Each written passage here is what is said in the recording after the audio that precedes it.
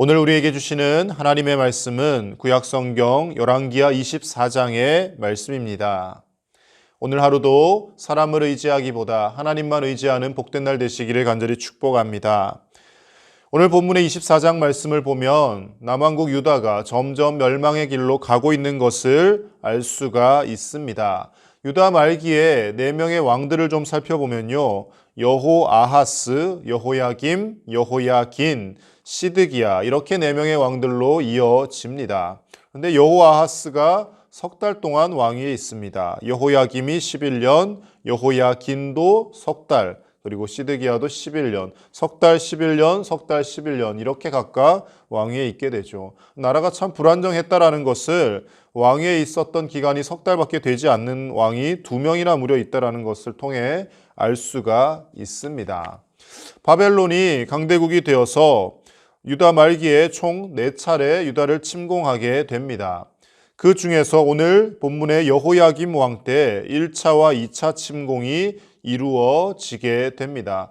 바벨론이 이방 나라이고 하나님을 알지 못하는 백성들이지만 하나님은 그들을 하나님의 심판의 도구로 몽둥이로 사용하신다라고 선지자들을 통하여 곳곳에서 말씀을 하십니다. 그래서요, 우리가 가끔 성경을 보면 하나님의 백성인데 하나님께서 세우신 하나님의 민족들이고 나라인데 이들이 왜 하나님을 알지 못하는 이방 나라들에게 점령을 당할까? 이런 것이 참 의아할 때가 있습니다. 이방 나라들이 유다를, 북이스라엘을 멸망시킨다고 해서 그들이 하나님의 인정을 받고 구원을 받는 것이 아니라 그들은 하나님의 몽둥이로서의 역할을 감당할 뿐이고 그 역할이 끝나면 그들도 회개하지 않고 돌이키지 않으면 그냥 다 폐기되어질 뿐이라는 것을 우리는 알 수 있어야 합니다. 하나님의 심판의 도구인 바벨론, 이 바벨론을 통하여 남유다도 결국 심판에 이르게 됩니다. 오늘 유다가 멸망해 가는 24장의 이 말씀을 통하여 하나님께서 우리에게 말씀하시고자 하는 바가 무엇인지, 하나님의 뜻이 무엇인지 우리 함께 몇 가지 살펴보도록 하겠습니다. 먼저 첫 번째로는 하나님의 말씀보다 사람을 의지하는 자는 반드시 실패하게 된다라는 것입니다. 오늘 1절과 2절 말씀 같이 다시 한번 읽겠습니다. 여호야김 시대에 바벨론의 왕 느부갓네살이 올라오매 여호야김이 3년간 섬기다가 돌아서 그를 배반하였더니 여호와께서 그의 종 선지자들을 통하여 하신 말씀과 같이 갈대아의 부대와 아람의 부대와 모압의 부대와 암몬 자손의 부대를 여호야김에게로 보내 유다를 쳐 멸하려 하시니. 아멘. 1차 바벨론의 침공 때 여호야김 왕은 바벨론에게 항복을 합니다. 그리고 바벨론 왕 느부갓네살을 섬기게 되었다라고 1절에 말씀합니다. 그런데 3년 동안 섬기다가 어떻게 했다고 합니까? 배반을 하였다라고 이야기하고 있습니다. 여러분, 한 나라의 왕이 당시에 떠오르는 강대국을 섬기고 조공을 바치다가 배반을 할 때는 아무 계획 없이 그냥 기분 나쁘니까 더 이상 저 나라 이제 섬기지 않아야지 이렇게 결정하지는 않습니다. 나름대로 믿는 구석이 있고 뭔가 계산이 있었기 때문에 바벨론을 배반하였겠죠. 그렇다면 여호야김 왕이 믿는 구석은 무엇이었겠습니까? 그가 하나님을 경외하며 하나님의 말씀으로 신실하게 살아서 하나님 의지하고 그러지는 않았습니다. 그가 믿는 구석은 바로 애굽이었습니다. 주전 605년경에 갈그미스 전투에서 바벨론이 애굽을 격파합니다. 애굽이 전쟁에서 집니다. 하지만 그것은 이제 애굽 본토와는 별로 큰 영향이 없는 것이죠. 전투에서 졌을 뿐인 것이죠. 바벨론이 고대 그 근동액 지방의 패권을 잡게 되자 그리고 유다도 거기에 바벨론에게 굴복을 하게 되죠. 그런데 그 후 3년 후에 바벨론이 애굽 본토로 쳐들어가게 됩니다. 그런데 그 본토를 치려다가 바벨론이 실패하게 됩니다. 그것을 안 여호야김 왕은 바벨론이 아무리 강대해도 애굽 본토까지 넘볼 수는 없구나. 결국에는 애굽이 다시 일어나겠구나 생각을 하고 애굽을 바라보고 애굽을 의지하고 그렇게 바벨론 왕을 배반하게 되었다라는 것이죠. 사실 이 여호야김 왕조차도 애굽의 바로 느고가 올라와서 쳐들어와서 그들을 힘들게 하고 그리고 왕으로 세워놓고 간 사람이 바로 여호야김 왕입니다. 그러니까 이 사람은 철저하게 친애굽 정책을 펼칠 수밖에 없었고 틈만 나면 바벨론에서 벗어나서 애굽과 친하게 지내려고 했기 때문에 바벨론 왕을 배반하였다라고 말씀이 기록하고 있는 것이죠.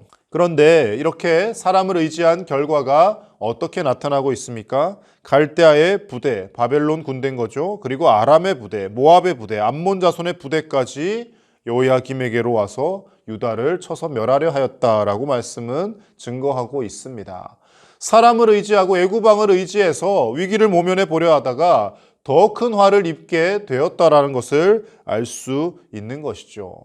이 당시에 하나님께서는 많은 선지자들을 통하여서 여호야김 왕에게 권면을 하셨습니다. 대표적인 선지자가 바로 예레미야입니다. 예레미야 27장의 말씀을 보면 하나님께서 바벨론을 심판의 도구로 사용하신다. 그러니 바벨론을 대적할 생각하지 말고 순순히 바벨론에게 굴복하라고 예레미야 선지자를 통하여 하나님 말씀하십니다. 그런데 듣지 않는 것이죠.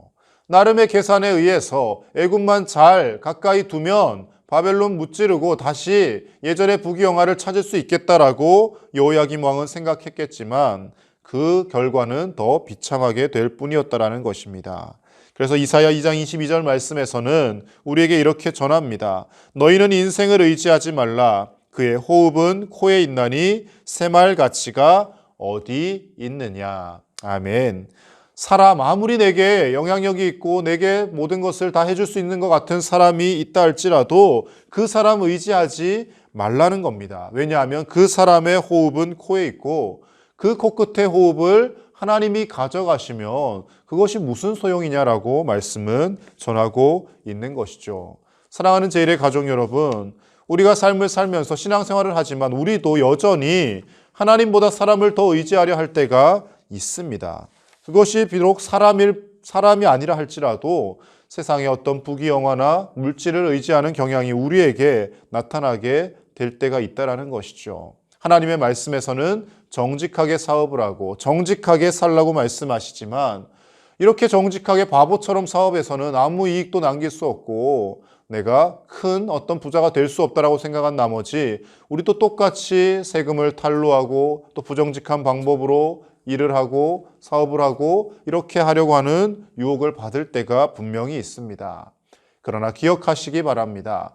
당장에는 하나님의 말씀대로 하지 않고 부정직하게 내 마음대로 다른 것을 의지하며 살 때 우리가 더 큰 이득을 남길 것 같지만 그러나 그것은 소탐대실일 뿐이라는 것입니다. 결국에는 그것 때문에 패가 망신하게 되고 그것 때문에 우리의 인생이 잘못되어져 가는 일들이 일어나게 된다는 것입니다. 조금 돌아가는 것 같지만 말씀대로 정직하게 살고 조금 돌아가는 것 같지만 하나님의 말씀 의지하며 우직하게 나아갈 때 하나님께서 우리의 삶을 주관하시고 이끄셔서 때로는 회복이 필요할 때 회복시키시고 하나님이 우리의 앞서 가셔서 우리의 앞길을 열어주시는 줄로 믿습니다. 오늘 이 하루도 우리가 의지하는 하나님보다 더 의지하는 그 어떤 것이 보여질 때 그것을 다 내려놓고 하나님만 의지할 수 있는 저와 여러분 되시기를 간절히 축복합니다.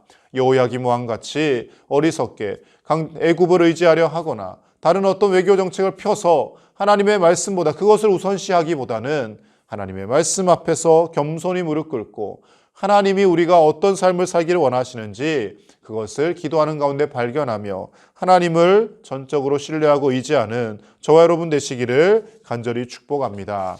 두 번째로 우리가 말씀 속에서 보아야 할 것은요, 사람은 선한 영향력보다 죄의 영향력을 더 쉽게 받는다라는 것입니다. 오늘 유다가 이렇게 멸망할 수밖에 없는 이유에 대해서 3절과 4절에서는 이렇게 증거하고 있습니다. 우리 3, 4절 같이 읽어보겠습니다. 이 일이 유다의 임함은 곧 여호와의 말씀대로 그들을 자기 앞에서 물리치고자 하심이니 이는 므낫세에 지은 모든 죄 때문이며 또 그가 무죄한 자의 피를 흘려 그의 피가 예루살렘에 가득하게 하였음이라.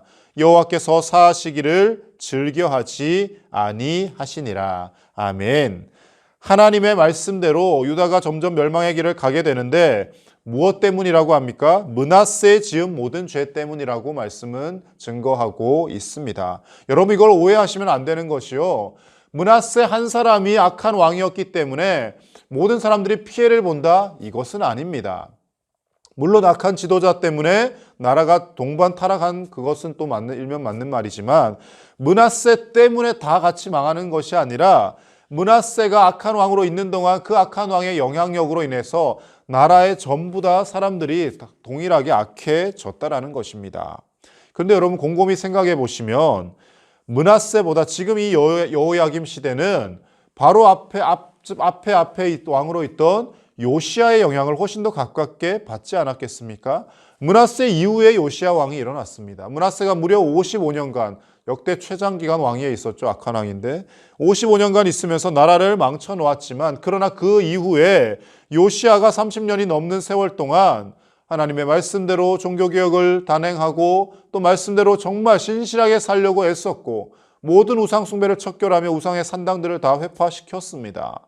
요시야가 30년 넘게 그렇게 선한 영향력을 미쳤지만 사람들은 어디에 더 영향을 받았다고요? 므낫세의 영향력을 더 받았다라는 겁니다. 바로 그것을 말씀해 주고 있는 거예요. 므낫세의 지은 모든 죄 때문에 나라가 망할 수밖에 없었다라는 것은 이 므낫세가 왕으로 있는 동안 모든 유다 백성들이 므낫세의 영향력을 받아서 악해졌고 요시야 때 30년이 넘게 나라를 정화했지만 그 선한 영향력보다 여전히 므낫세의 죄악의 영향력을 더 받고 있었다라는 것을 말씀해 주고 있는 것입니다. 사람 참 재밌는 것이요.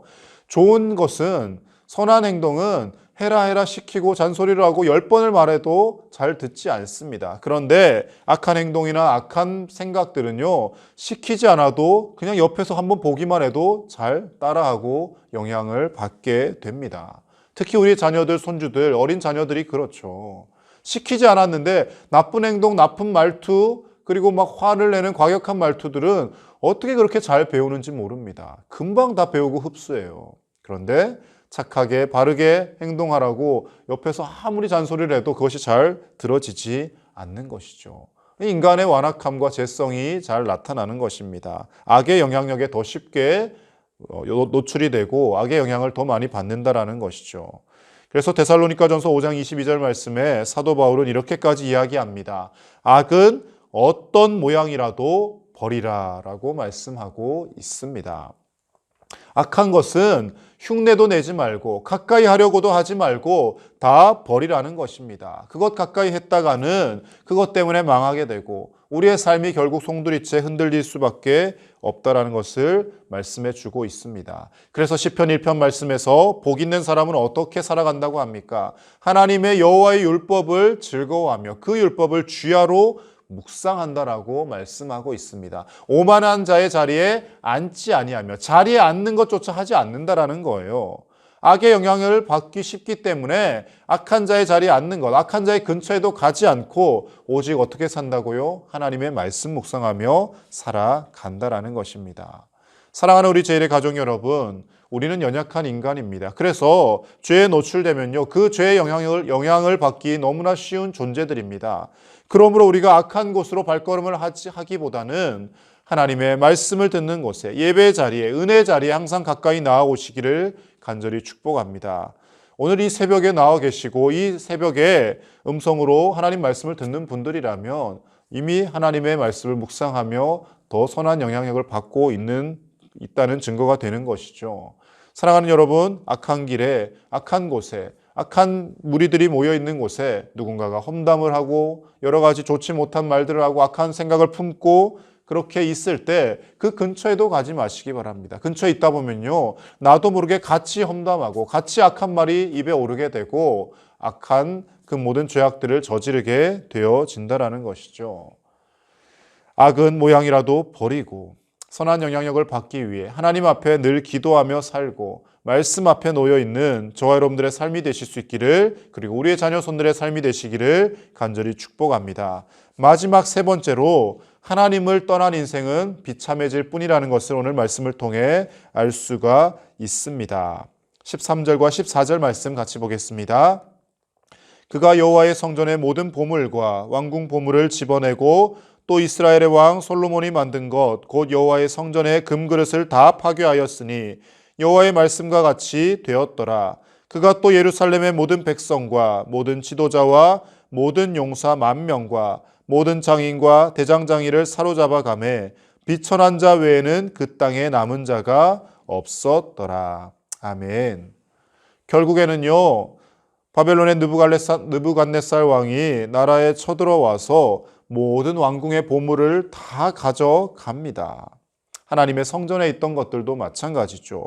이 예언이 언제 이루어집니까? 히스기야 왕이 바벨론에서 온 사자에게 하나님의 성전과 왕궁에 있는 모든 휘황찬란한 것을 다 내어 보이며 교만히 행했을 때 선지자를 통해 하나님 말씀하시지 않습니까? 그 모든 영화가 바벨론으로 다 옮겨질 것이라고 예언했는데 그 하나님의 말씀이 오늘 이루어졌다라는 것입니다. 그리고 그 땅에 남은 것은 무엇이 남아 있습니까? 능력 있는 사람, 힘 있는 사람도 다 잡혀가고 비천한 자 외에 그 땅에 남은 자가 없었다라고 말씀하고 있습니다. 하나님을 떠나고 사람을 의지하고 하나님을 외면한 인생의 결과는 바로 이 비참함밖에 없다라는 것을 말씀이 드러내 주고 있습니다. 사랑하는 우리 제1의 가족 여러분, 하나님을 떠나서도 세상에 힘과 권력이 있으면 행복할 것 같은 착각에 빠질 때가 있습니다. 하나님을 믿지 않는 사람들은 말할 것도 없고요. 우리 신앙생활을 하는 사람들조차도 하나님 앞에 열심히 기도했는데 내 기도 잘 들어주시지 않는 것 같고, 세상의 방법 의지해서 세상의 돈 의지하고 세상에 힘 있는 사람에게 가까이 했더니 뭔가 인생이 풀리는 것 같은 그런 모양이 보여질 때 우리는 쉽게 죄의 유혹을 받게 됩니다. 그런데요, 지금 당장에 그것이 어떤 우리에게 큰 이득을 가져다 준다 할지라도 결국에는 하나님 없이 그렇게 세상을 의지하며 사람을 의지하는 인생은 결국 비참한 인생이 되어진다라고, 비천한 자 외에 그 땅에 남은 자가 없었다라고 말씀할 만큼 비참한 인생이 되어짐을 우리에게 성경은 증거해 주고 있습니다. 오늘 이 하루도 하나님을 떠나 살기보다는 하나님의 말씀 가운데 살아가고 사람보다 하나님을 더 의지하며 악한 영향력을 멀리하는, 그리고 하나님의 말씀의 영향을 받는 저와 여러분들의 복된 삶이 되실 수 있기를 우리 주 예수님의 이름으로 간절히 축복합니다. 그리고 우리의 자녀들과 우리의 손주들이 악한 곳에 있지 않고 하나님의 말씀 아래 놓여서 말씀의 영향력 아래 살아갈 수 있는 우리의 자녀 손들이 되게 해달라고 기도하는 복된 날 되시기를 간절히 축복합니다. 이 시간 우리 하나님 앞에 함께 기도하실 때 오늘도 우리가 사람을 의지하기보다 하나님 의지하는 인생 되게 하여 주시옵소서.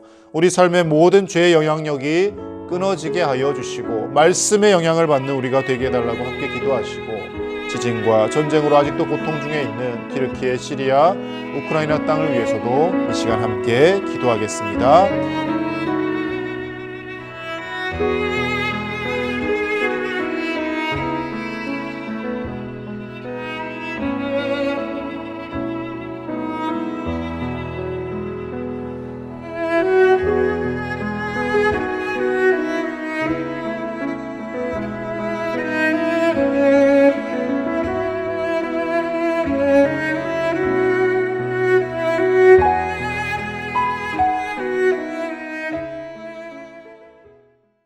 하나님 아버지 감사합니다. 오늘도 이 새벽 우리의 단잠을 깨워주시고 하나님 앞에 나와 하나님의 말씀 앞에 놓여있게 하시니 감사를 드립니다. 하나님, 우리가 세상을 살며 하나님 의지하려 하기보다는 사람을 의지하고 나에게 무언가를 해줄 수 있는 그 사람을 바라보며 살 때가 참 많음을 고백합니다. 하나님, 우리가 사람 의지하는 인생이 아니라 하나님 의지하게 하여 주시고 하나님을 떠나 사는 인생은 결국 비참해질 뿐임을 오늘 말씀 속에서 우리에게 증거해 주셨사오니 하나님만 철저히 붙들고 온전히 하나님의 영광을 위해서 이 하루도 살아갈 수 있도록 주님 우리를 인도하여 주시옵소서. 악한 곳, 악한 죄의 영향력이 있는 곳에 근처에도 가지 않게 하시고 악은 어떤 모양이라도 버리는 우리의 삶이 되게 하시며 하나님의 말씀의 영향 아래서 말씀 이루어가는 복된 이 하루가 될 수 있도록 은혜 더하여 주시옵소서. 특별히 우리의 자녀들과 손주들의 앞길을 인도하여 주셔서 하나님 은혜 가운데 우리의 자녀 손들이 온전히 서게 하여 주시고 말씀의 영향 가운데 살아가는 우리 모든 자녀들 될 수 있도록 주님 은혜 베풀어 주시옵소서. 지진과 전쟁으로 아직도 고통 중에 있는 튀르키예, 시리아, 우크라이나 땅을 불쌍히 여겨주시고 아버지 하나님 그 땅 가운데 회복과 평화가 찾아오게 하여 주시며 아버지 하나님, 하나님이 친히 다스리시고 하나님의 평화와 하나님의 은총이 그 땅을 덮게 하여 주시옵소서. 어려운 때에 선교사님들의 삶을 지켜주시고 하나님 그 선교의 현장마다 하나님의 놀라운 복음의 열매가 맺혀지게 하여 주시고 아버지 하나님 선교사님들의 가정과 삶을 지켜 보호하여 주시옵소서. 오늘도 하나님 앞에 간절한 기도의 제목을 가지고 부르짖으며 기도할 때 하나님 그 기도마다 들어 응답하여 주시고 하나님의 뜻이 우리 가운데 이루어지는 복된 하루가 되게 하여 주옵소서. 감사드리며 예수님의 이름으로 기도드립니다. 아멘.